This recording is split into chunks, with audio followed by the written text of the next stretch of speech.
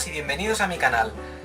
Bueno, en este vídeo especial, como el título indica, voy a hablar de cómic más allá de las fronteras japonesas, es decir, que no voy a hablar de manga. Hay gente que piensa que solo leo manga y que solo he leído manga, es decir, que soy el típico otaku que no sale de ahí. Pero lo cierto es que no, de hecho yo comencé a leer cómic, pues como muchos otros jóvenes españoles, con Mortadelo y Filemón. Y también, en mi caso, con los cómics de Marvel. De hecho, podría decirse que empecé a comprar cómics ya no como lector esporádico, sino como coleccionista, como a tener verdadero amor por los cómics gracias a los cómics de Marvel. En el año 2002 salió... Bueno, ya coleccionaba cosas como la serie amarilla de Dragon Ball, los tomos estos amarillos de Dragon Ball, vamos. Pero digamos que lo de ponerme en plan serio con el tema fue en el año 2002, cuando a raíz de la película de Spider-Man, la antigua, la de Sam Raimi, pues sacaron un coleccionable semanal en los kioscos de Spider-Man, un coleccionable de portadas rojas, de 50 entregas, y yo empecé a comprarlo con la escasa paga que tenía. Tenía una paga de 12 euros al mes y esos 12 euros pues los invertía en cada una de las 4 entregas que salían al mes. Eran 3 euros la entrega, pues 4 por 3, 12, y ahí se iba mi paga. Y la verdad es que eran unos cómics que me tenían, vamos, loquito. Luego continué comprando cómic americano y manga a la par. Y digamos que durante años pues leía tanto cómic americano como europeo, no mucho europeo, todo se ha dicho, como manga. Dicho de forma resumida, si un cómic era bueno me daba igual la nacionalidad. Luego, claro, llegó la tienda y ya como me especialicé en manga y cultura japonesa, porque digamos que la cabra siempre tira para el monte, es decir, una persona puede leer de todo, pero siempre va a tirar hacia un determinado tipo de cómic. Vale que el manga es muy variado y tal, pero hay una narrativa más propia del manga que del cómic americano. Hay gente que esto lo negará y tal, pero bueno. El caso es que desde entonces el 95% de lo que leo, desde finales del 2015 va a seguir, el 95% de lo que leo es manga, y ya lo podéis ver en la sección de últimas lecturas, que es una sección que, todo se ha dicho, la titulé últimas lecturas porque nunca se sabe cuándo puedo volver a leer mucho cómic americano y que la mitad de lo que lea sea manga y la mitad de lo que lea pues sea cómic de otra nacionalidad no japonesa. Y por eso llamo a esa sección últimas lecturas y no últimos mangas que he leído. Siempre añado la coletilla reseñas manga cuando solo he leído manga, o la mayoría de lo que he leído es manga. Pero vamos, ese es el motivo por el que la titulo así esa sección. Y bueno, hago este vídeo pues eso, pues para hablar un poco de esa afición que tengo hacia el cómic en general, porque este es un vídeo que puede que a muchos no les interese, dirán, va, yo a este le sigo por el manga, el anime. También lo hago un poco por eso, porque hay gente que me conoce así por las redes sociales y tal, y claro, ven el contenido que creo y es normal que piensen que solo leo manga, porque digamos que la inmensa mayoría, por no decir todo el contenido que subo a las redes sociales, gira en torno del manga y de la cultura japonesa. Digamos que las redes sociales, incluido este canal de YouTube, decidí enfocarlas en torno a la cultura japonesa. Hay gente pues que las usa pues para desfogarse, para contar su día a día. Pues yo digamos que las uso con cierto afán divulgativo. Cierto afán no, con afán divulgativo. Es un afán de expresarme, de ese amor que siento por mis aficiones y también pues para divulgar, vamos. Y bueno, he decidido pues hacer este vídeo. En un principio iba a hacer un tag al que me nominaron, que era un tag consistente en comentar 11 curiosidades sobre mí. ¿Qué pasa? Que la primera curiosidad que decidí mencionar fue el hecho de que no solo leo manga, sino también cómic de otras nacionalidades. Y cuando llevaba como 10 minutos hablando de cómic americano dije, mejor dejo ese tag de lado, porque aparte era un tag en el que iba a hablar de mis aficiones, aparte del manga, como los videojuegos, el cine, etcétera, y hago vídeos por separado hablando de cada una de esas aficiones, y así me explayo de lo lindo sin... Vamos, bueno, me iba a explayar igualmente en ese vídeo original, pero así me explayo sin necesidad de crear un vídeo de 3 horas, porque, vamos, con lo que yo me enrollo, además no edito los vídeos ni nada. Yo como... Hay gente que... Ya lo comenté en el último vídeo de últimas lecturas, que hay gente que me dice, los vídeos cortos, pero yo digo, no, pues, serán cortos si quedan cortos, es decir, los vídeos que hago en mi canal duran lo que tienen que durar. Si duran 1 minuto, duran 1 minuto. Si duran 5, pues 5. Si duran 1 hora, 1 hora y media o 3 horas, pues duran eso, ya está.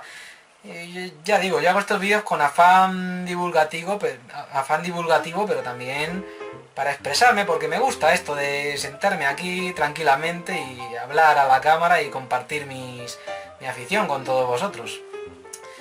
Bueno, iba a decir cómic americano, pero como también voy a mencionar ejemplos de cómic de otras nacionalidades europeas, pues digo cómic solamente. Como decía, pues digamos que yo... mucha gente dice, bueno, pero aquí en el fondo solo vemos manga. Y es que digamos que yo el cómic americano, a diferencia europeo, a diferencia del manga, no lo suelo conservar. Y es que, a ver, uno no es rico. De hecho, el manga, si yo leo un manga y mientras lo estoy leyendo pienso, esto dudo que lo relea, o lo releo y dudo que lo relea una tercera vez, prefiero venderlo y con ese dinero comprar nuevas colecciones que me interesan, o cambiarlo por otros mangas. A veces hay gente que pone en foros mensajes de cambio tal colección por esta otra, pues entonces llego yo y digo, mira, te lo cambio tal, así, porque es que digamos que uno no es rico y aparte, aunque lo fuera, si lo fuera tendría una casa muy grande, no tendría problemas de espacio. Es que a eso iba, los problemas de espacio, es decir, llega un punto en que uno pues no tiene espacio y claro, dices, pues mira, tengo que recortar. Si esto no lo voy a releer en X años, a corto plazo, a corto medio plazo, lo vendo. Y digamos que con el cómic americano y europeo pues soy más... Vamos, el manga es que se almacena muy bien, son tomos así, como podéis ver, pequeñitos, hay pequeños huecos entre balda y balda, pero un cómic americano, claro, es que suele ser de este tamaño y ocupa mucho. Y además, ya digo, yo soy más de manga, la cabra siempre tira para el monte, yo soy más de manga. Y el cómic americano, pues soy de leerlo y venderlo. Y solo me quedo colecciones que me hayan gustado, es decir, no la creme de la creme, sino la creme de la creme de la creme de la creme. Es decir, algo que me parezca extremadamente bueno. Algo que me parezca extremadamente bueno. Y ni aún así, de hecho he llegado a un punto en el que lo único que conservo pues son ediciones limitadas o cómics que ya digo que dudo que se vuelvan a reeditar. Y es que es otra cosa buena del cómic americano, que por ejemplo, yo si vendiera ahora una colección de manga como Lamu, por ejemplo, pues igual luego me arrepiento, porque digamos que en el momento en que pasa a estar descatalogada ya me es difícil conseguirla. Sin embargo, en el caso del cómic americano, en el de superhéroes, por ejemplo, no existe ese problema, porque están Marvel y DC, y digamos que los grandes cómics de Marvel y DC siempre van a estar a la venta y en ediciones mejores. Siempre dicen edición definitiva, pero siempre acaban sacando una mejor. Así que eso es marketing puro y duro. Y bueno, digamos que yo por ejemplo antes tenía muchos cómics de DC y me los leí todos y los terminé vendiendo. Y de Marvel igual, de Marvel conservo unos pocos que os voy a enseñar y os voy a recomendar. Y bueno, pues a eso iba. Lo dicho, que yo el manga lo almaceno, me lo quedo. Digamos que el manga es mi pasión, me gusta, en líneas generales la cultura japonesa me pirra y digamos que el manga lo almaceno y me encanta. Porque digamos que todos los mangas que tengo aquí, aunque no lo parezca, los suelo releer, aunque sea así por encima, de pasada, los ojeo, me relaja mucho ojearlos, los releo y ya digo, si algo no lo voy a releer, pues lo termino vendiendo. con eso, pues nuevas series. Hay gente que me pregunta, pero ¿de dónde sacas el dinero para tanto manga? Pero ¿qué te crees? ¿Que me guardo? Es decir, si hubiera guardado todos los mangas que me he comprado desde que empecé a comprar manga, estaría inundado ahora mismo. Es que no podría, es decir, no podría. Series como Bleach, a ver dónde guardo eso. Esas series que leo y vendo, vamos, o One Piece, lo mismo, One Piece la vendí. En el momento en el que la serie empezó a hacerse infinita y superaba ya los 80 tomos, dije, uff, mejor la vendo y si eso en un futuro me compro la edición Kanzenban, que sé que va a salir, aunque tenga 60 años para entonces. Bueno, no me entretengo más. Voy a hablar de cómic americano, lo dicho. He vendido casi todo el cómic americano que tenía, pero hay colecciones que guardo y consumo y a las que les tengo sumo aprecio. Y una de ellas es esta que tengo aquí y es uno de los mejores cómics americanos que, para mí, o sea, lo mejor que ha hecho Marvel. Lo mejor. Y ese cómic es La tumba de Drácula, de Marv Wolfman y Gene Colan. Este cómic está bastante buscado, son 4 tomos en tapa dura, calidad. Y la verdad es que me parece un cómic grandioso. Igual muchos os pensabais que iba a enseñar un cómic de algún superhéroe. Y es que este cómic me parece genial. Para mí es el mejor cómic de Marvel y el mejor cómic de Marvel de los años 70 en concreto. Una cosa que no me gusta nada del cómic americano es el hecho de que me estén cambiando de dibujante cada 2×3. Es algo que me repatea muchísimo, que me esté acostumbrando a un determinado dibujo y que de repente ¡pum!, me lo cambien. Sin embargo, hay etapas del cómic americano, como la de este personaje, Drácula, que es una sola colección con principio y con final. Y una cosa que me gusta de esta colección es que es el mismo equipo creativo de principio a fin. Y solo cambian de dibujante en los especiales al margen de la colección principal. Igual los que solo leéis manga os estáis sintiendo un poco perdidos hablando de esto, pero bueno, os recomiendo otros canales donde hacen un buen repaso de cómo funciona el cómic americano. No es como el manga que es 1, 2, 3, 4, 5, 6. El cómic americano es más esto, pero digamos que hay etapas que tienen una estructura, o colecciones que tienen una estructura más parecida a la del manga, con un solo equipo creativo, historias con un principio y un final. Y es el caso de este cómic, La tumba de Drácula. Es genial, es un cómic que además uno lo puede leer sin haber leído nada de Marvel, porque el protagonista, el conde Drácula, es el protagonista absoluto y es un villano. Es una cosa que me llama mucho la atención de este cómic. Y claro, los únicos personajes de Marvel que aparecen en este cómic, personajes creados previamente antes que Drácula, son Spider-Man, que aparece en un especial, y el Doctor Extraño, y además es decir, son personajes de Spider-Man, pues ¿quién no conoce a Spider-Man? Y el Doctor Extraño, con solo saber que es un maestro de las artes místicas que puede derrotar a Drácula, que es un ser sobrenatural, es lo único que el lector necesita saber. Y es que me gusta mucho también por ese tono que tiene esta colección, porque no es ya digo, el protagonista es un villano y es la amenaza a vencer. Le persiguen personajes como Van Helsing y familiares suyos, y Blade, el cazavampiros, que fue creado en esta colección. Vamos, Blade, el personaje de Marvel que se popularizó gracias a las películas.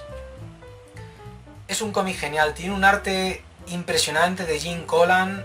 Esta edición es a color, pero hay otra anterior que es en blanco y negro, en tomitos pequeños, formato biblioteca Marvel se llamaba, que también es genial, porque los lápices de Gene Colan en blanco y negro son, vamos, impresionantes. Además, a mí soy una persona a la que le encanta el cine clásico de terror. Solo con que entréis en mi blog y pinchéis en la sección de ciclo de cine clásico de terror, podréis comprobar lo mucho que me gusta ese género de cine, de esa época, vamos, el cine clásico de terror. Y este cómic, digamos, que es una experiencia, es decir, me hace sentir lo mismo que sentía cuando veía las películas clásicas de Drácula, pero elevado a la enésima potencia. Es apoteósico, vamos. Me encanta leer este cómic con la banda sonora de las películas de Drácula, de la Hammer de fondo. Es genial, es decir, es un cómic que jamás vendería. Ya no solo por el hecho de que esta sea una edición limitada, que bueno, eso un poco tontería, porque aunque siempre quedaría la edición en blanco y negro, que aunque esté descatalogada, uno se la encuentra por todas partes en el mercado de segunda mano. Pero es una colección que, vamos, para mí es un cómic extremadamente bueno, es decir, de hacer un top 10 de los mejores cómics englobando manga, vamos, todo mezclado, manga, cómic americano, europeo. La tumba de Drácula, vamos, estaría entre ellos. Es genial. Si tenéis la oportunidad de leer este cómic, sea a través de esta edición, que dudo que la encontréis, si la encontréis, seguro con precio desorbitado, pues vamos, yo os lo recomiendo fervientemente, porque es, vamos, una maravilla, una maravilla. Actualmente, vamos, otro cómic que conservo, también de edición limitada, es este, Los Eternos, de Jack Kirby. Es un cómic que me encanta, porque digamos que Jack Kirby para mí es lo mismo que Osamu, es decir, para mí Jack Kirby es al cómic americano lo que Osamu Tezuka al manga. Tal cual, su influencia es brutal. Quizás me estoy pasando en decir para el cómic americano. Quizás ese puesto se lo merezca Will Eisner, el maestro de la narrativa gráfica, como se le suele decir. Pero la influencia de Jack Kirby dentro de lo que es el cómic de superhéroes sí que es equiparable a la influencia de Osamu Tezuka en relación al manga. Porque, vamos, revolucionó el medio, hizo unos cómics donde el impacto, es decir, eran unos dibujos, Jack Kirby hacía unos dibujos con fuerza, y bueno, hablar de Jack Kirby es hablar del universo Marvel, porque fue quien lo co-creó junto con Stan Lee. Jack Kirby era el dibujante, y bueno, quien desarrollaba muchos de los conceptos que ideaba Stan Lee. Hablar de la relación entre Stan Lee y Jack Kirby daría para otro vídeo, la verdad. Y un vídeo que sería bastante polémico, todo se ha dicho. Os recomiendo un libro que se llama Marvel, la historia jamás contada, creo que se llamaba así. Es un libro que publicó Panini en español y bueno, te cuenta todos los tejemanejes de la editorial. Es una de joder, para mear y no echar gota. Increíble, increíble. No veréis a Stan Lee con los mismos ojos después de leer ese libro. Pero bueno, al caso, Jack Kirby. Para mí Jack Kirby es, ya digo, el co-creador del universo Marvel. Para mí es más creador que Stan Lee. De hecho, y Stan Lee le contenía en cierto modo, porque Jack Kirby era un dibujante con unas ideas impresionantes, más grandes que la vida, como se solía decir. Y en Los Eternos podemos encontrar a un Jack Kirby que después de trabajar en DC, que creó a personajes como Darkseid, del Cuarto Mundo y tal, pues volvió a Marvel. Y digamos que Los Eternos es Jack Kirby en estado puro, Jack Kirby desatado.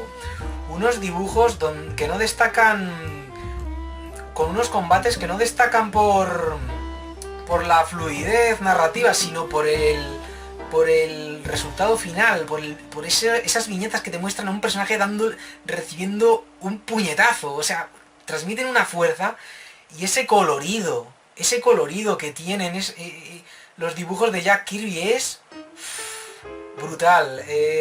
Hay un manga que a mí me recuerda mucho a Jack Kirby y es Saint Seiya. Ya comenté en la sección de últimas lecturas que yo cuando leía Saint Seiya me sentía como si estuviera leyendo un cómic de Jack Kirby a la japonesa, porque las técnicas narrativas me recordaban mucho a las las técnicas narrativas de Kurumada me recordaban mucho a las de Jack Kirby, porque digamos que tú ves son como viñetas, que los combates no destacan, ya digo, no destacan por fluidez, sino por el resultado del golpe. Vamos, no ves no sé si me cuesta explicarlo, la verdad. Vamos, pero vamos, que son unos dibujos impactantes. Y ya digo, Los Eternos es un cómic brutal. Además, lo que decía con la tumba de Drácula también es aplicable a este cómic. Es un cómic guionizado y dibujado por el mismo autor de principio a fin, por Jack Kirby. Es una etapa completa, un tomo único en este caso. Los de Drácula pues los recopilaron en 4 tomos. Y esto lo comienzas a leer esta serie y no te da la sensación de estar leyendo un cómic de Marvel. De hecho, en un principio, Los Eternos iba a ser un cómic publicado por Marvel, sí, pero al margen del universo Marvel. Luego decidieron integrarlo en Marvel y ya, después de que Jack Kirby dejara la colección, pues, y bueno, se terminara la colección y tal, se cancelara y tal, pues estos personajes pues reaparecieron en cómics de Thor, vamos, el dios del trueno. Pero salvo por la inclusión de Hulk en los últimos capítulos de esta serie, que es cuando ya decidieron introducir a estos personajes en el universo Marvel tradicional, pues uno tiene la sensación de estar leyendo un cómic pues al margen de su universo. Así que si queréis leer algo de Marvel y encontréis este tomo a buen precio y tal, porque está agotado, es una edición limitada, 1500 unidades, ya veis vosotros, 1500 unidades. Pues si veis este tomo a un buen precio, yo, vamos, os recomiendo que lo compréis sin dudarlo, porque para mí es lo mejor que ha hecho Jack Kirby, sin lugar a dudas. Jack Kirby es desatado. Hay gente que critica eso, que prefiere un Jack Kirby más contenido, con Stan Lee ahí domando a la bestia, sujetando a la bestia, que era ese artistazo que es Jack Kirby, o a ese Jack Kirby casi del todo descontrolado del Cuarto Mundo. Que es un Jack, es que el problema de Jack Kirby es que digamos que era, digamos que es que yo por ejemplo cuando empecé a leer el Cuarto Mundo, que es que llega un punto que dices, joder, es que digamos que es como idea tras idea tras idea y todo para adelante, y es que es una de, joder, Jack Kirby, está bien que idees muchas cosas, pero da un poco de coherencia a todo, porque la tarea que van a tener los guionistas que vengan después de ti, madre mía. Y bueno, a mí me mola un poco ese concepto de insertar ideas y todo para adelante. Es un poco como hace Alejandro Jodorowsky en sus cómics, en cómics como El Incal o El Corazón Coronado, que es idea tras idea tras idea. Y vamos, hay mangakas que también hacen eso. Akira Toriyama lo hacía mucho en Dragon Ball. Luego le intentaba dar un poco de lógica al asunto, pero era idea tras idea tras idea, y luego pues le daba un poco de lógica al asunto diciendo que todo era cosa de extraterrestres y tal. No sé si me explico, pero bueno. Los Eternos, un cómic, ya digo, impresionante. Para mí este cómic junto con La tumba de Drácula es sin duda lo mejor de Marvel. Otros me dirán que no sé qué, que no sé cuánto, que es mejor otros cómics, pero bueno, para mí es lo mejor. Hablando de Jack Kirby, voy a recomendar otro cómic que es la etapa que hizo con su mítica etapa junto con Stan Lee en Los Cuatro Fantásticos. ¿Veis? Aquí vemos a la Antorcha Humana con Spider-Man, a la Cosa a punto de partirle el agrador, y a Reed Richards, Mr. Fantástico contra Daredevil. Y aquí vemos a Ronan el Acusador, el villano de la película Guardianes de la Galaxia. ¿Qué puedo decir de esta etapa que no haya dicho en mi blog? Si entráis en mi blog, el blog de Mustancillo, veréis que le dediqué una serie de artículos donde me quedé todo a gusto hablando de esta etapa, de los Cuatro Fantásticos de Stan Lee y Jack Kirby. Y bueno, pues es la génesis del universo Marvel. Es una etapa que, al igual que La tumba de Drácula, cuenta con el mismo equipo creativo durante muchos números. La tumba de Drácula creo que son unos 70 números y es el mismo equipo creativo de principio a fin. Pues con los Cuatro Fantásticos pasa lo mismo. Desde el número 1 al 100 aproximadamente es Stan Lee guionista, Jack Kirby dibujante. Y ya digo, eso es algo que a mí me encanta, que etapas que de principio a fin, mismo equipo creativo. Y si hay algún cambio de dibujante, al menos que sea parecido al que ya está haciendo esa etapa, al artista principal. Porque es que si no, quedan etapas que, vale, pueden tener un guionista de la leche, pero es que si me están cambiando todo el rato de dibujante, apaga y vámonos. Y estoy pensando en los nuevos X-Men de Grant Morrison, que es una etapa que me encanta. Pero joder, esa etapa la pones en todos los números a Frank Kittley dibujando los guiones de Grant Morrison y hubiera sido soberbia. Lo que pasa es que me están cambiando ahí de dibujante, digo, me están cambiando ahí como diciendo, quiero que lo hagan como yo quiero. Como somos los lectores, Lo que pasa es que están cambiando todo el rato de dibujante y a mí eso pues como que... no me mola, no me mola. Es decir, no me mola. Me gusta, por ejemplo, hay cómics como Sandman, donde el cambio de dibujante juega a favor del discurso del guionista, porque digamos que es una obra que trata sobre los sueños y el hecho de que sea un dibujante diferente en cada historia, pues enfatiza la sensación de que estás viendo diferentes sueños, diferente forma, diferentes mundos. Pero si estás viendo una etapa que transcurre siempre de principio a fin en el mismo sitio, en el mismo universo, pues no me cambies de dibujante cada 2x3 porque a mí no me gusta nada. En parte por eso soy más de manga que de cómic americano, por el hecho de que me gustan las historias que un autor crea un personaje o una serie de personajes y ese autor hace con ellos lo que quiere de principio a fin. Y etapas como los Cuatro Fantásticos de Stan Lee y Jack Kirby pues me gustan mucho por eso, porque es el mismo equipo creativo de principio a fin. Luego los Cuatro Fantásticos continuaron, aún siguen hoy en día y tal, o seguirán porque estoy bastante desconectado del cómic de superhéroes. Supongo que seguirán en activo, al igual que todo el resto del universo Marvel. Pero para mí los Cuatro Fantásticos de Stan Lee y Jack Kirby son los Cuatro Fantásticos. Luego vino John Byrne en los años 80, hizo una etapa que también es buenísima, mucha gente la considera la mejor de estos personajes, pero a mí me gusta más la de Stan Lee y Jack Kirby. De hecho la de John Byrne me parece más bien, que me parece maravillosa, todo se ha dicho, pero me parece más bien un homenaje a esta etapa. Y ya digo, si La tumba de Drácula me parece el mejor cómic de Marvel de los años 70, los Cuatro Fantásticos de Stan Lee y Jack Kirby me parece el mejor cómic de Marvel de los años 60. Esta etapa ha sido recopilada en 5 tomos en este formato, Marvel Gold, y yo la recomiendo, os la recomiendo encarecidamente. Si no estáis acostumbrados a leer cómic clásico, igual se os puede atragantar, sobre todo los 2 primeros tomos. Por eso yo os recomiendo que empecéis por el tercero, que se titula, si mal no recuerdo, La Edad Dorada. Aparece Galactus en la portada. Este es el 4.º tomo y luego está el 5.º. Pero vamos, yo enseño así el que tiene la portada más bonita, con todos estos superhéroes ahí a punto de partirse la cara, que es algo que le mola mucho a la gente y no me extraña el hecho de ver a varios superhéroes ahí partiéndose la crisma. Pero bueno, luego al final todos amigos. Bueno, la verdad es que esas son las recomendaciones que he hecho de Marvel y bueno, voy a seguir, ya que tengo aquí a mano. He recomendado, ahora que veo, pues el mejor cómic, el que considero el mejor cómic de Marvel de los años 70, que es La tumba de Drácula, el que considero el mejor cómic de Marvel de los años 60, que son los Cuatro Fantásticos de Stan Lee y Jack Kirby.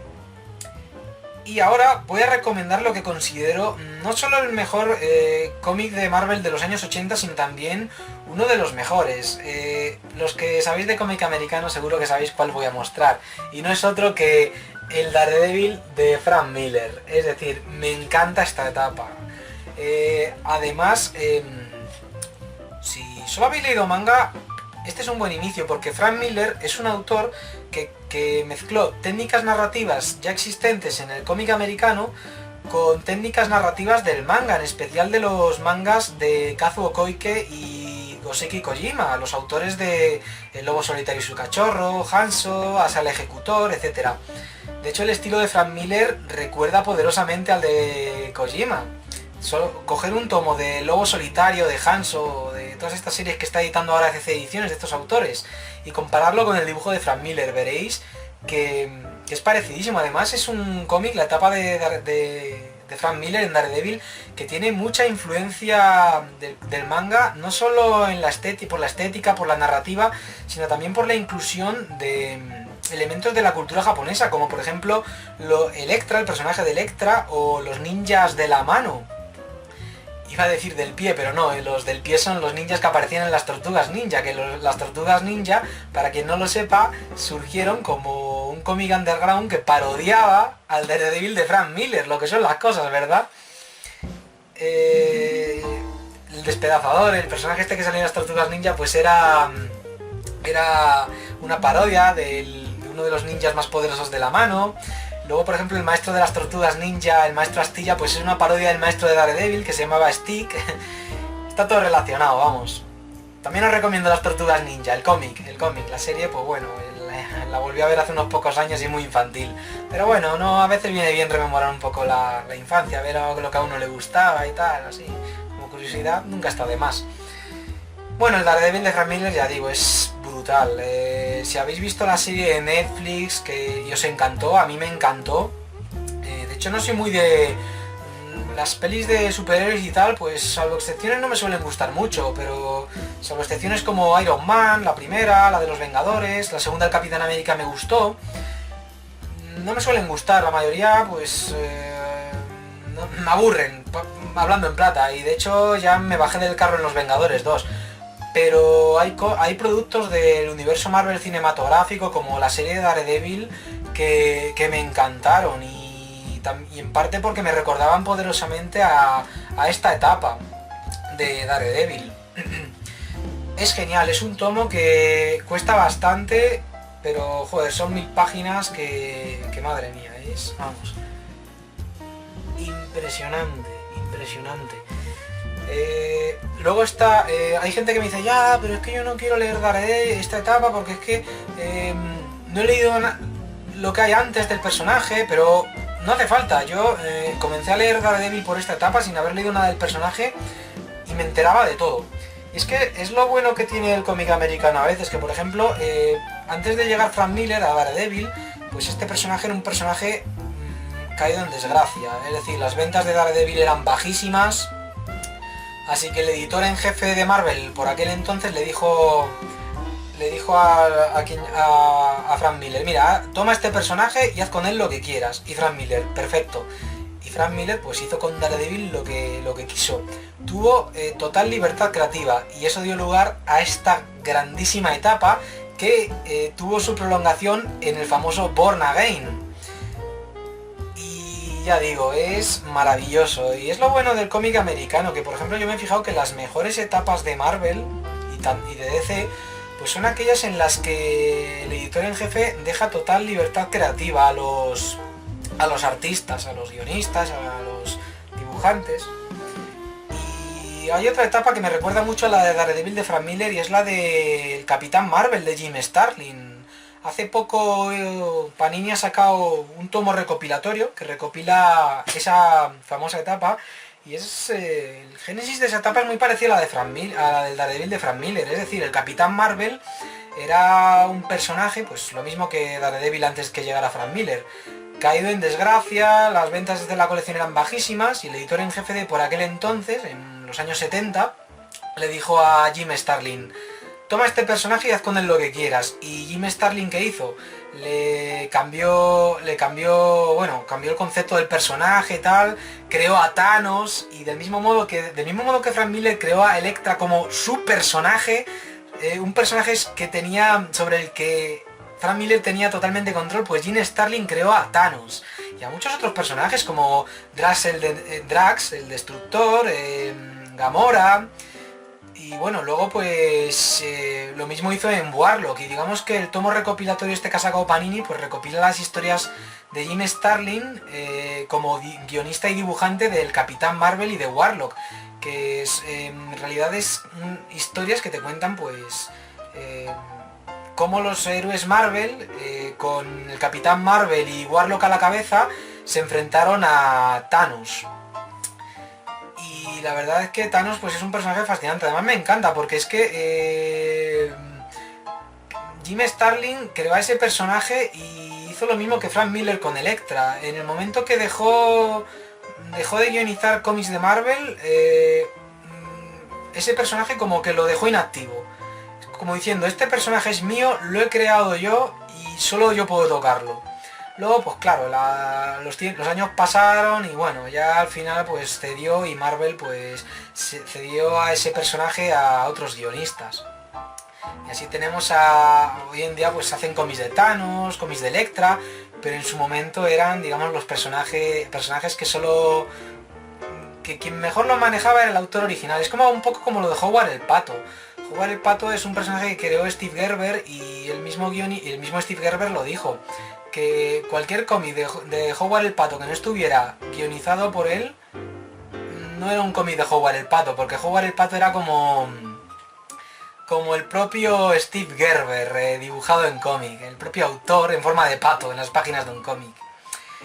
Y bueno, hablando de patos, ahora mismo pues compro mucho manga, solo compro manga, pero sigo comprando cómic de otras nacionalidades y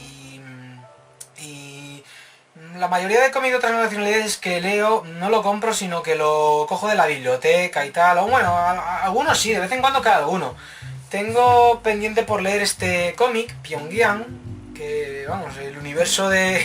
o el universo digo, Corea del Norte es un país que la verdad que me fascina, eso de ese aislamiento que tiene y tal, pues es un país que me fascina, y yo pienso que leyendo este cómic aprenderé bastante más sobre ese país tan hermético y por ello fascinante desde el punto de vista de todos los que estamos fuera de él.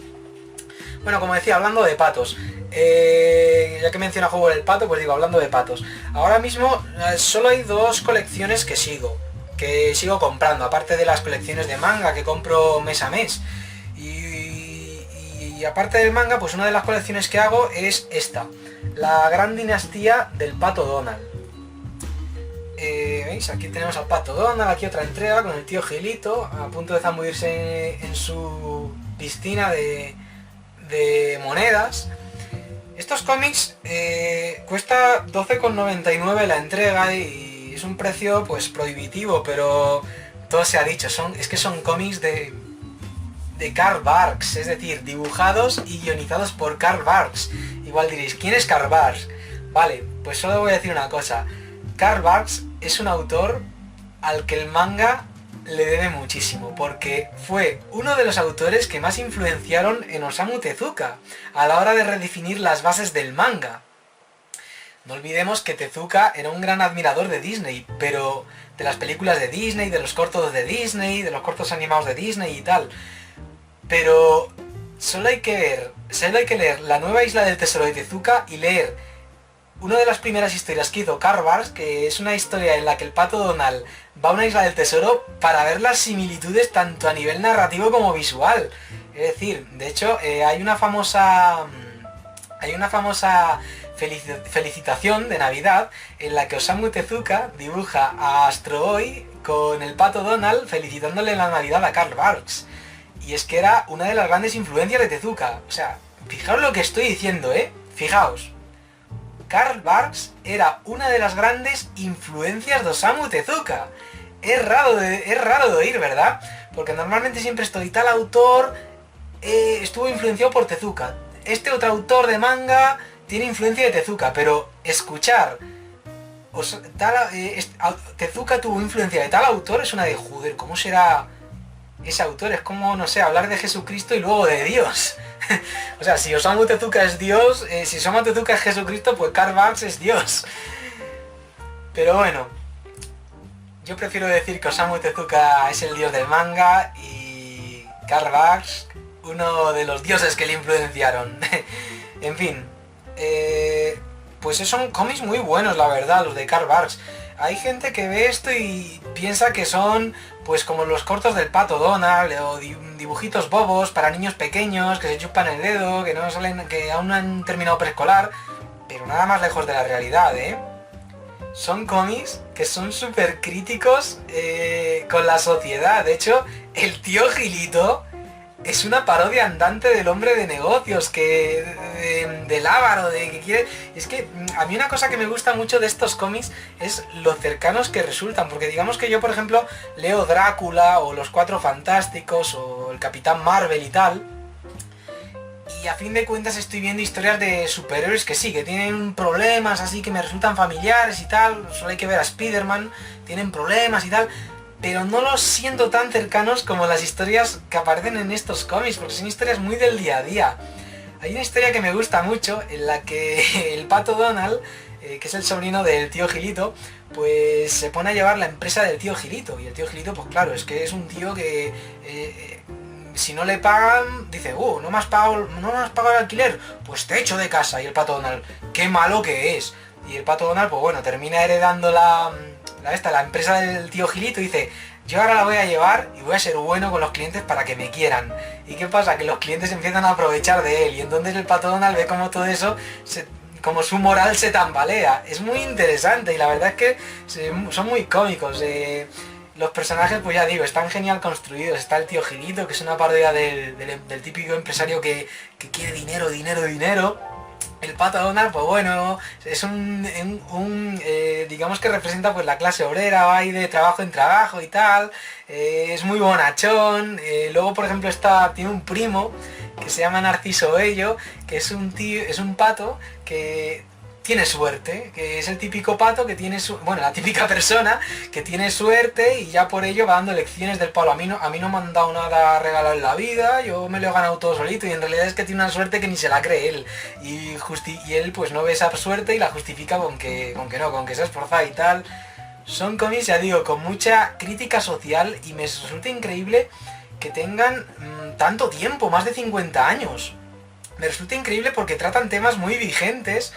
Y el dibujo, la narrativa es impresionante. Digamos que el cómic de superhéroes clásico tiene un problema, y es que el hecho de que hay demasiado texto. Y yo, por ejemplo, cuando leo un cómic de acción, lo que quiero es fluidez. Como Astro Boy, que son cómics clásicos, pero tienen fluidez. Pero el cómic americano, en muchos casos en la mayoría de los casos, el cómic clásico de superhéroes tiene una narrativa muy lenta. Es como que los guionistas querían ser escritores de novelas, Stan Lee es un buen ejemplo, y se ponen a describir en cuadros de texto lo que el lector ya está viendo en la viñeta. Pero eso no pasa en los cómics de Karl Barks. Son súper fluidos, y claro, si habéis leído cómics de Osamu Tezuka, yo estoy seguro de que estos cómics os van a encantar, porque muchas de las técnicas narrativas con las que Osamu Tezuka revolucionó el manga ya estaban en estos cómics de Karl Barks. Y ya digo, han envejecido soberanamente bien, por no decir que no han envejecido, porque es que los estoy leyendo y es una de joder, es que me dicen que los han hecho hace nada, y si no fuera por el color monocromo y tal, me creería que están hechos ahora, vamos. Y han envejecido, vamos, no han envejecido, ¿qué narices? Iba a decir, han envejecido muy bien, pero no han envejecido, están genial. Bueno, sí, venga, han envejecido soberanamente bien, que el color se nota. Y bueno, la forma en que van vestidos los patos y tal, con esa ropa de los años 50, pero bueno, se podría considerar como un universo aparte, y de hecho lo es, que usan patodólares y tal. Y ya digo, es una colección que vale la pena. La edición pues puede parecer cara, pero creedme, en otros países es más cara esta misma edición, en países como Francia e Italia. Y es curioso porque estos cómics de Karl Barks en otros países como en Finlandia son una institución. Son cómics que lo petaron a lo bestia, pero a lo bestia. Y en Francia mucha gente, del mismo modo que aquí muchos chavalines empiezan a leer pues con Mortadelo y Filemón o Dragon Ball, como es mi caso, o con algún cómic de Marvel y tal, pues en otros países como Francia o Italia se comienzan a leer con estos cómics. Pero ya digo, no os dejéis engañar, no penséis que son infantiles o dirigidos principalmente a un público infantil, porque no, es lo bueno de estos cómics, que en un primer momento es como algunos cómics de Astro Boy, en realidad como muchos mangas de Astro Boy, que tú ves Astro Boy la portada y dices, qué infantil, pero luego empiezas a leer y ves que tienen más chicha de la que parece. Son cómics en realidad para todos los públicos, para que no vamos a engañar, los puede disfrutar tanto un niño como un adolescente como un adulto. La cosa es leer y sin complejos, ya digo, sin complejos. Aquí vamos, yo es que veo que mucha gente lee cómics y los lee como con complejos, en plan, si no se ha hecho una película así oscura de tal superhéroe, pues los cómics como que no me importan, como que necesitan que se justifique, vamos, que el formato original por medio de una película y tal. Nada, hay que leer sin complejos, ya está. Y así descubriréis grandes obras, ya digo, el Pato Donald de Karl Barks, vale la pena. Además esta es una edición que yo no sé cuántas tiradas habrán hecho, pero no sé si se volverá a reeditar en España. Yo no me arriesgo y la estoy comprando quincenalmente y seguiré haciéndola hasta el final. Además, en los lomos van apareciendo los personajes, y luego es de estas colecciones que juntas todos los tomos y queda una preciosidad. Otra colección que me estoy haciendo de cómic, no iba a decir de americano, no, porque estos son cómics, decía antes que los cómics de Karl Barks en otros países como Finlandia son una institución. Pues mira, voy a hablar de un cómic finlandés, y ese es Los Moomin, ¿veis? Los Moomin. Es curioso porque tanto estos cómics de Karl Barks como Los Moomin vi muchas cosas de Disney y de los Moomin cuando estuve en Japón, sobre todo de los Moomin. De hecho, a mí me hubieran dicho que antes de...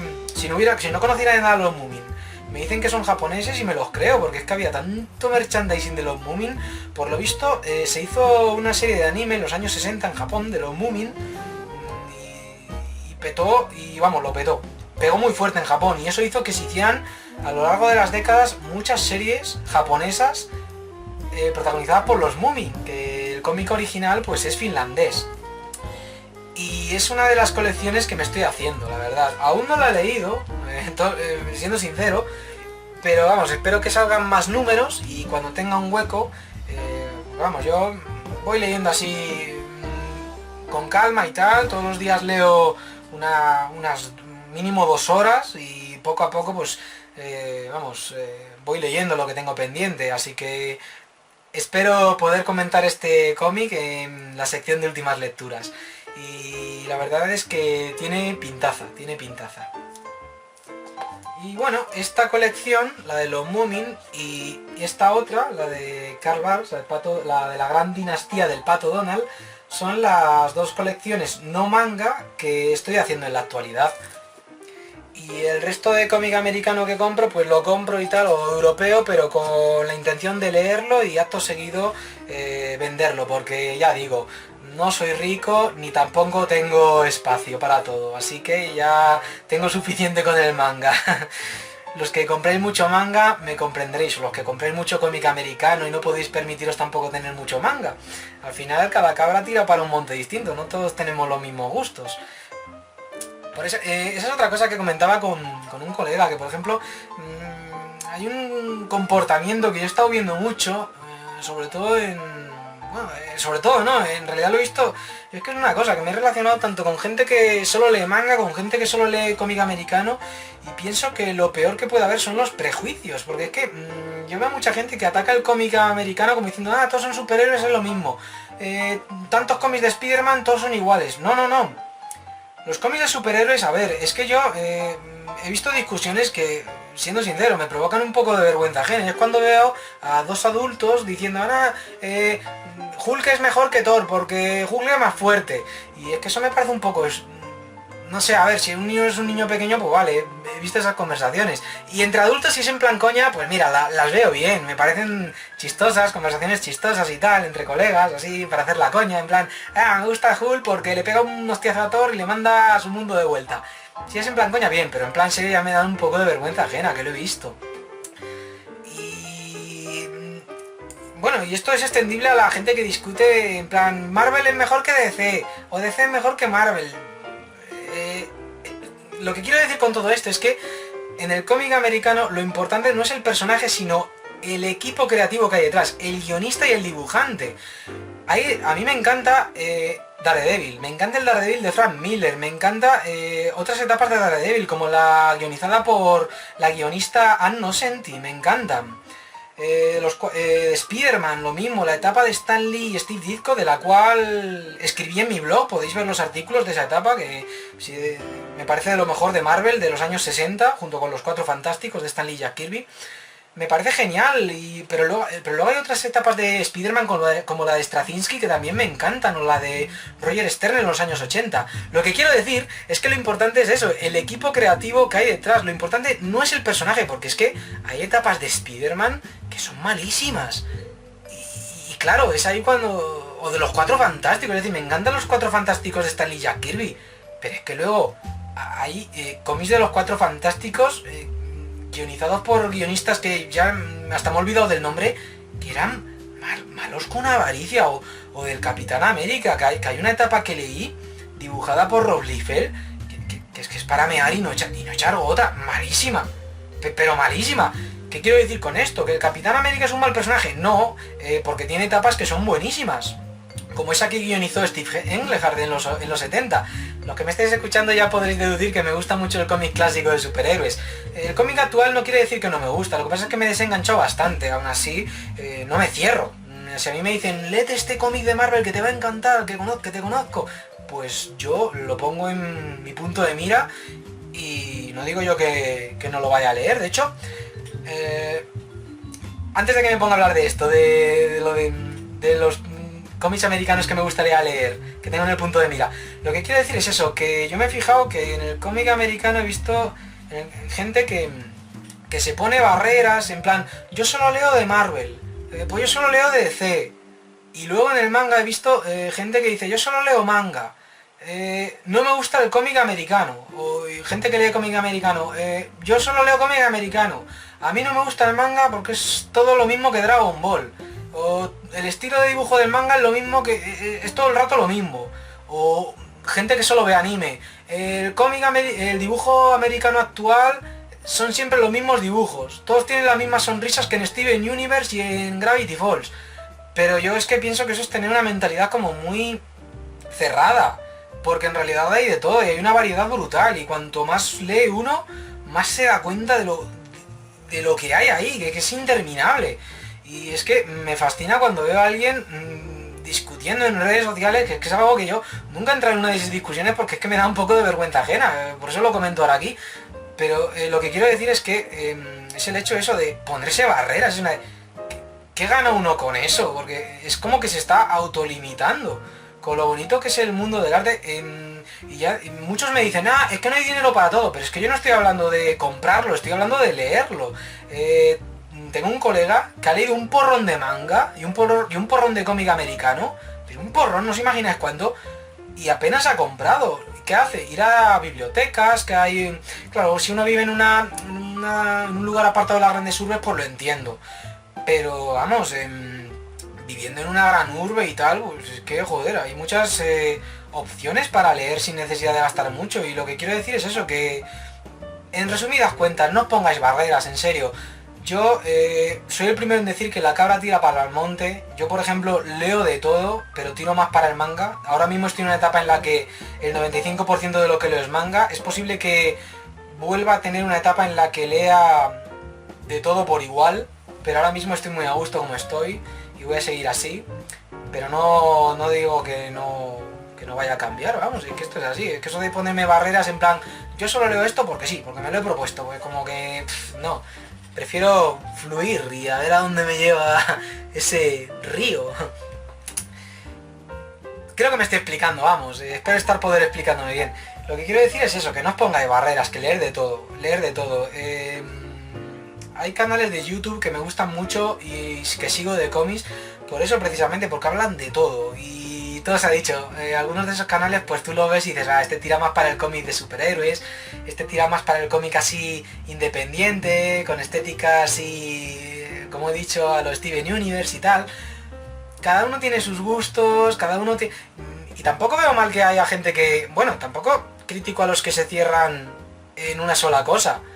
Si están a gusto con eso, pues mira, no lo veo mal. Ahora que lo que sí critico es el hecho de cerrarse en una sola cosa y criticar lo que hay más allá sin haber ahondado en ello o haberse basado solo en la primera impresión que produce. Eso es lo que critico. Eso. Por ejemplo, el tío que solo... Es decir, por ejemplo, os voy a poner un ejemplo de una cosa que veo bien y otra cosa que veo mal. Una cosa que veo bien. Un tío que, por ejemplo, solo lee Ataque a los Titanes, Full Metal y Naruto. Es decir, solo lee eso y ha decidido leer solo eso y no salir de ahí. Es decir, de esos tres mangas mainstream. Pues, si es feliz, ¿qué problema hay? Es mejor que no... joder, es mejor que alguien que no lee nada. Está apoyando a la industria, está disfrutándolo. Pues mira, ahora que lo que veo mal es que esa persona solo lea esos tres, critique todo lo que hay más allá sin haberlo catado o haberlo catado así muy por encima en plan, me voy a leer este tomo, he leído 10 páginas, no me gusta. O criticar todo el cómic americano porque Naruto es lo mejor. He visto casos así, aunque no me creáis. O luego en el otro lado he visto gente que por ejemplo dice, yo solo leo Marvel y Marvel clásica. La Marvel actual es una mierda políticamente correcta. Pero tío, yo creo que ahí te estás quedando en la imagen que te está produciendo dos o tres cosas que habrás visto. Yo mismo he caído en errores así, pero coño, lo importante pues es autoanalizarse y corregir esos errores. Yo por ejemplo, hace mucho que no leo Marvel, pero no porque considere que todo lo que hay ahora es malo, porque es que no lo he probado. no me llama tanto como lo clásico, porque a mí me llama más lo clásico, todo se ha dicho, pero eso no quiere decir que lo actual sea malo. Vamos, de hecho, hay cómics de Marvel actuales que me llaman, pues, os lo voy a decir, me llama el de la Visión, que ha ganado varios premios Eisner. Me llama también Dinosaurio Diabólico, de Natasha Bustos, me llama bastante ese cómic. Me llama también bastante uno que me han recomendado, el de Ojo de Halcón, y uno de Miss Marvel. Esos son los cómics que más me llaman. Me los han recomendado bastante, gente de cuyo criterio me fío además, porque esto es así. Yo sigo una de determinadas personas que digo, vale, si le gusta este, es bastante probable que me guste a mí. Yo pienso que por eso decidimos seguir a este o a otro canal, por eso, en base a lo que recomiendan. Y claro, pues es lo que me gustaría leer, pero vamos, ahora estoy así con el manga y tal. Lo que quiero decir es eso, que no, ante todo, no os cerréis. Y si os cerráis, vale, pero no critiquéis lo que hay más allá, es decir, conocedlo bien, no os vayáis a los extremos, y si vais a los extremos, como digo yo, que sea lo bueno. Os voy a recomendar ahora un cómic que tengo aquí a mano, que es muy bueno, y hablando de extremos, es este, el de Persepolis. Yo pienso que es un cómic, octava edición, con eso vamos, ya podéis ver que es un cómic muy vendido y lo merece. Hay gente que asocia los bestsellers con algo de baja calidad, pero para nada, ese es un tópico. No siempre es verdad. Del mismo modo que hay cómics que se venden poco porque son malos, pues hay cómics que se venden mucho y son malos, pues otros son buenos, es decir, hay de todo. Este es un cómic pues que habla mucho, me gustó mucho porque habla sobre los extremismos y sobre la forma en que mucha gente critica algo por el simple hecho de ser desconocido. Yo, como decía Lovecraft, no hay nada que dé más miedo que lo desconocido, es cierto, pero a veces lo desconocido es bueno. Muchas veces, de hecho. Y yo es que este cómic me hizo reflexionar y darme cuenta que la gente, y más en los tiempos que corren, lo que más teme es el cambio. Aunque ese cambio sea bueno y les vaya a... Hay gente que prefiere seguir tal y como está, aunque sea mal, que cambiar. Y este cómic la verdad es que me hizo recapacitar mucho, lo considero necesario y más en los tiempos que corren, la verdad. Más en los tiempos que corren. Muy bueno, la verdad es que vamos, la autora Marjane Satrapi, siento si lo he pronunciado mal, es un cómic que hizo de corazón y además es un cómic que deja claro que no hay que ser aquí un artistazo no hay que ser aquí Moebius para hacer un cómic. Uno puede dibujar de forma simple, que si lo que tiene son buenas ideas y una buena técnica de la narrativa entre viñeta y viñeta, puede ofrecer maravillas como esta. Os lo recomiendo. Además, decía antes que podéis leer mucho sin necesidad de comprar y tal, pues este lo vais a encontrar en muchas bibliotecas, suele estar en todas las bibliotecas. Y es un cómic, ya digo, imprescindible, cambió mi forma de pensar a mejor, y es que eso es lo bonito del arte, que uno puede ver el cómic y el arte en general, el cine, como un simple entretenimiento para pasar el rato. Está bien, pero también puede verlo como algo más, y eso es lo bonito del arte, que es algo que te cambia y te hace mejor persona, vamos. Muy bueno. Es lo bueno del arte, que te expande la mente, es como el viajar, te lleva a otros mundos. Y bueno, tenía más cómics por aquí, no los he sacado, tenía aquí... Mira, he estado recomendando cosas clásicas de Marvel, pues hay una etapa de Marvel relativamente reciente, de los 2000, que es el Punisher de Garth Ennis, que es una etapa guionizada por este artista, el creador de Predicador, The Boys, que es un cómic, vamos, brutal. Si os gusta ese Punisher que sale en las series de imagen real, súper violento y tal, estos cómics os van a encantar. Son violencia en estado puro, el Punisher desatado, un Punisher súper oscuro. O sea, si os gustan, mira, decía antes, es curioso, un cómic que de primeras puede parecer infantil, pues aquí un cómic que de primeras es, vamos, súper oscuro, súper aquí, wow, mature reader. Y ya digo, este sí que es solo para adultos, este es un cómic muy bestia. Os recomiendo esta etapa. Yo tengo esta edición en tapa blanda, pero recientemente la ha reeditado Panini en tapa dura, en formato en la línea Marvel Saga y es genial, vamos, para mí lo mejor de Marvel de los 2000. Si os fijáis en este vídeo he recomendado lo mejor de Marvel de cada década. Me he saltado los 90, aunque podría haber mencionado ese tomo, esa maravilla que es Marvels, o el Hulk de Peter David, que me parece la leche. Pero este me parece lo mejor de la Marvel de los 2000, la verdad. Dejé de leer Marvel así después de Invasión Secreta. Ahí ya el tema de los crossovers, el tener que leerme todo, pues ya me empecé a sentir agobiado. El baile de dibujantes continuo me tocaba la moral, que me cambiaban de dibujante cada 2x3. Y ya ahora pues prefiero leer cositas así concretas, como que me llaman la atención, que aún no he leído, pero me gustaría leer, como Dinosaurio Diabólico, Miss Marvel, Ojo de Halcón, La Visión, que etapas así largas en las que me están cambiando de dibujante cada 2x3. En esta etapa cambian de dibujante cada 2x3. Lo bueno es que lo hacen en cada arco argumental y aún así el dibujo de cada dibujante encaja muy bien con el discurso de Garth Ennis. Es un cómic políticamente incorrecto, es una burrada, vamos, os lo recomiendo. De hecho, Garth Ennis es un fan terrible del cómic. Si os gusta este cómic, vamos, o si os gustó Predicador, este cómic os va a encantar. Y si os gusta este cómic y no habéis leído Predicador, leerlo. Esa es otra, la línea Vértigo de DC, una maravilla.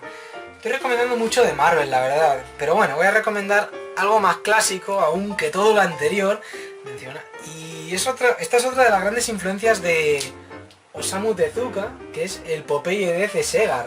Este es un recopilatorio de las tiras, ¿veis? De las tiras de periódico. Formato extra grande. Y son unos cómics que no solo influenciaron un poco a Osamu Tezuka, a Osamu Tezuka le influenció más Karl Barks. Estos cómics influenciaron mucho a Robert Crumb, de ese gran artista que impulsó el cómic underground americano. La verdad es que es lo que le comentaba una vez a Mr. Pines, si me pusiera a hablar de cómic en general, no terminaba, porque fijaos que largo es este vídeo y aún no he hablado casi nada de DC. Solo he mencionado el Cuarto Mundo y Jack Kirby así por encima. Pero también os puedo recomendar, yo es que soy más siempre he sido más de Marvel que de DC.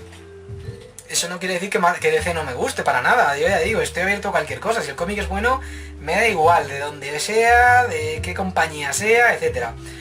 DC me encanta, es curioso porque normalmente la gente suele mencionar, a mí me encanta Batman, pues a mí me encanta Wonder Woman, pero a mí de DC, de superhéroes DC, lo que más me gusta son estos superhéroes, etapas muy concretas de superhéroes así pequeños, no tan famosos como Superman y Batman. Me encanta, por ejemplo, La Cosa del Pantano de Alan Moore, que además hizo algo parecido a lo que hizo Daredevil en Frank Miller o Jim Starlin con el Capitán Marvel. Cogió un personaje caído en desgracia, Alan Moore, cogió un personaje caído en desgracia, que era La Cosa del Pantano, y lo hizo suyo. Hizo una etapa maravillosa. Para mí, La Cosa del Pantano, para mí, es lo mejor que ha hecho Alan Moore. Luego también recomendaría cosas como La Liga de la Justicia Internacional, que es un cómic de superhéroes que leí en un momento en el que estaba harto de superhéroes y me encantó, es un cachondeo. También recomiendo cosas como el Animal Man de Grant Morrison, que es impresionante, es decir, hay cómics que rompen la cuarta pared. Se suele mencionar a Deadpool como un ejemplo de personaje que rompe la cuarta pared, pero es que en este cómic, Grant Morrison, a través del personaje de Animal Man, se folla la cuarta pared. Así, tal cual.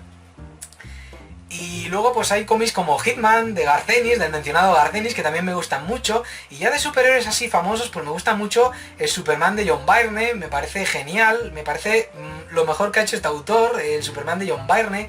Me gusta mucho la relación que establece entre Superman y Lex Luthor, convertido en un hombre de negocios después de ese reinicio del universo DC que fue Crisis en Tierras Infinitas. También me gustan cosas como el Flash de Mark Waid. De Batman pues me gusta, se suele mencionar mucho a Frank Miller y tal, pero es que a mí es curioso porque de Batman me gusta mucho el Batman de Frank Miller, pero tampoco me gusta tanto como el Daredevil de Frank Miller. De Batman, en cuanto a cómics, lo mejor que he leído es la etapa de Norm Breyfogle. Es una etapa que me gustó mucho porque me recordaba a lo que para mí es lo mejor que se ha hecho de Batman. Y no es algo que esté en los cómics, sino la serie de animación de Batman. Me estoy saliendo un poco de la tangente ya aquí hablando de animación, ya lo he hecho un poco antes, hablando aquí comparando anime con dibujos occidentales y tal. animación japonesa con dibujos occidentales y tal, pero para mí lo mejor que se ha hecho de Batman es la serie de animación de Bruce Timm. Es lo mejor que se ha hecho con el personaje. Brutal. Junto con la serie de imagen real de Adam West. Lo digo en serio, me encanta esa serie. Es tan camp, tan colorida, tan absurda, que para mí la mejor peli de Batman, y lo digo en serio, es la de los años 60. Lo digo en serio, me encanta. Me lo paso bomba. Ya sé que las de Nolan están mejor hechas, que ahondan más en la psicología del personaje. Las de Tim Burton, pues las de Batman de Tim Burton, pues que sí, que son más fieles al espíritu así gótico de Batman y tal, ese espíritu gótico impulsado por Frank Miller y artistas como Neil Adams. Pero para mí, la película de los 60 es que, buah, me lo paso bomba viéndola, me encanta. Y ya digo, lo mejor que se ha hecho de Batman por encima de esa película es la serie de animación de los 90. Me encanta, es de hacer un top de series de animación, la serie de animación de Batman de los 90, vamos, estaría dentro de ese top, sin lugar a dudas. Y bueno, pues os he hecho así un resumen rápido de cómics que leo, no manga. Y bueno, me estoy dejando en el tintero muchas otras cosas, porque por ejemplo he hablado mucho de Marvel, de DC, ahora os he hecho así un resumen rápido, pero también me gustan otros cómics como Blueberry, de Jan Giraud y Charlier, me encanta, me parece una maravilla. Los cómics estos de Moebius, impresionantes,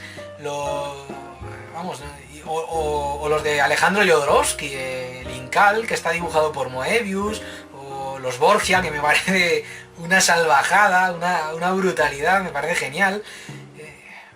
Me gusta mucho el cómic, la verdad, como podéis ver. Y bueno, con este vídeo, pues eso, quería hablar un poco así de... hacer un vídeo así especial hablando de cómic y eso, y dejar claro, pues eso, que invitaros a que leáis de todo, que ya sé que la cabra tira más para el monte y tal, pero vamos, que daros a entender que no es cuestión de dinero, que si no es cuestión de romper barreras, vamos, y sé que la cabra tira más para el monte. Yo, por ejemplo, ahora mismo estoy solo leyendo manga, no soy el ejemplo más indicado ahora mismo para recomendar a leer de todo, pero bueno, yo es lo que quería, expresarme, hablar de cómics, recomendaros cosillas, que bueno, de eso va este canal, de expresarme yo y recomendaros cosillas. Así que nada, espero que este vídeo os haya resultado interesante, ameno, igual no porque ha sido muy largo, pero bueno, yo espero que os haya parecido al menos interesante, que os haya al menos motivado a la hora de leer algo que no sea manga. Y nada, muchas gracias por verlo. Nos vemos.